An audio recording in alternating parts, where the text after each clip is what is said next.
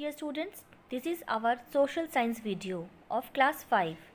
Today we are going to study chapter 17. Name of the chapter is India Got Her Freedom.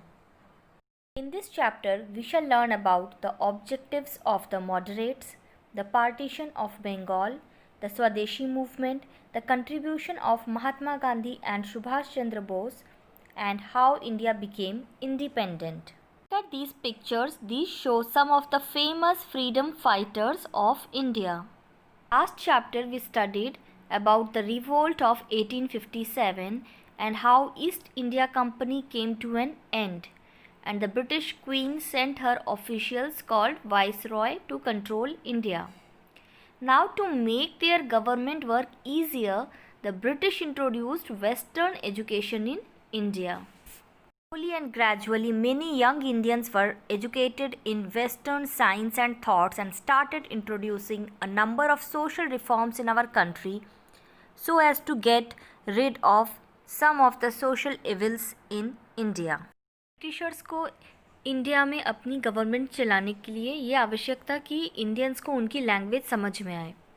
So they introduced western education. और सिर्फ language नहीं, वो वहाँ के science और वहाँ के थॉट्स भी इंडियंस को सिखाते थे. धीरे धीरे जैसे यंग इंडियंस एजुकेटेड हुए तो उन्हें अपनी कंट्री में जो सोशल इविल्स थे, सोशल इविल्स यानी जो कुरीतियाँ थीं, उनके बारे में वो जागरूक हुए और उसे अपने सोसाइटी से, अपने समाज से दूर करने के लिए वो सोशल रिफॉर्मर्स यानी कि सोसाइटी को फिर से ठीक करना, रिफॉर्म करने का काम करने लगे. Social reformers like Raja Ram Mohan Roy, Dayanand Saraswati and Syed Ahmad Khan discouraged social evil practices. Social evil practices like practice of sati, killing of female babies, child marriage and caste system. Sati system means burning the widow along with the funeral pyre of her husband. जब husband की death हो जाती तो उसके साथ उसकी wife को भी burn कर दिया जाता था. फीमेल बेबीज़ को बचपन में ही मार दिया जाता था.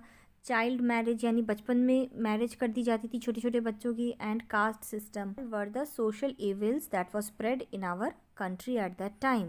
And after the western education these social reformers worked to remove evil practices from our society. On the other hand, the revolt of 1857 had acted as uniting factor for the people of India. Was a sense of love and belongingness towards the country. Soon some of the Indian leaders formed an organization known as the Indian National Congress in 1885. पहली बार Indians ने अपनी एक organisation बनाई and the first meeting of Indian National Congress was held at Bombay, now Mumbai. In the beginning, the Indian National Congress did not demand for complete freedom from British, as that was a big step. Their main aim was to bring changes in the lives of the Indians and give them enough privileges so that they could enjoy a better life. The people who worked for this were called moderates. First priorities of Indian National Congress was to improve the life of Indians. Indians की lives को थोड़ा बेहतर बनाना, थोड़े ज़्यादा privileges उनको दिलवा पाना ताकि उनकी life थोड़ी better हो सके. एक ही बार में जाकर के उन्होंने फ्रीडम नहीं मांग लिया ब्रिटिश से, क्योंकि वो एक बहुत बड़ा स्टेप था. People who worked for this, जो लोग इसके लिए काम करते थे इंडियंस की लाइफ को बेहतर बनाने के लिए, उन्हें कहा जाता था moderates.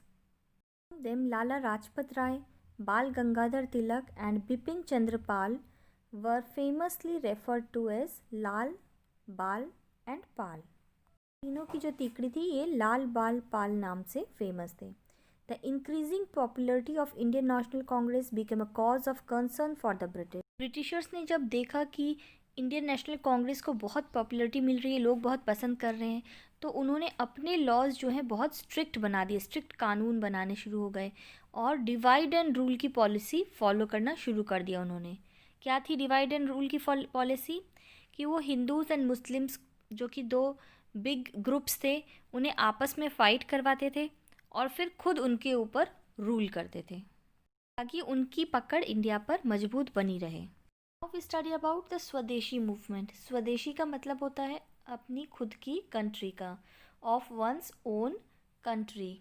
Of the radical group urged the people to boycott all the foreign goods and use the goods made in their own country. तो लोगों से ये अर्ज किया गया कि आप विदेश में बने हुए, फॉरेन में बने हुए सामान को, गुड्स मीन्स सामान को ना यूज़ करें, बल्कि अपनी कंट्री में बनाए गए सामान को यूज़ करें. Men, women, students all became part of this movement and many foreign goods, especially clothes, were burnt. सबको जला दिया उन्होंने foreign clothes और foreign goods को. Though the movement started in Bengal, it soon spread to other parts of India. The British government tried its best to suppress the movement. They fined and tortured the people, but this time they all stood united as Indians. British ने बहुत कोशिशों के बाद भी इस movement को नहीं रोक पाए. Partition of Bengal gave rise to a group of revolutionaries. Movement के बाद जब बंगाल को डिवाइड कर दिया गया तो ग्रुप ऑफ रेवोल्यूशनरीज अराइज हुए. वो लोग थे जो ज़्यादा वायलेंट मेथड्स यूज़ करते थे ब्रिटिश के अगेंस्ट फाइट करने के लिए. The revolutionaries were even ready to sacrifice their lives. अपनी जान देने को भी तैयार थे वो देश की आज़ादी के लिए. The well known revolutionaries were Aurobindo Ghosh, Veer Savarkar, Varun Ghosh, Khudiram Bose, Chandrashekhar Azad, Ajit Singh, Bhagat Singh, Sukhdev, Rajguru and Udham Singh. क्योंकि इनका मेथड बहुत वायलेंट था इसलिए जनरल पब्लिक में बहुत ज़्यादा इन्हें पॉपुलैरिटी नहीं मिली. And many of the revolutionaries were arrested and killed by the British.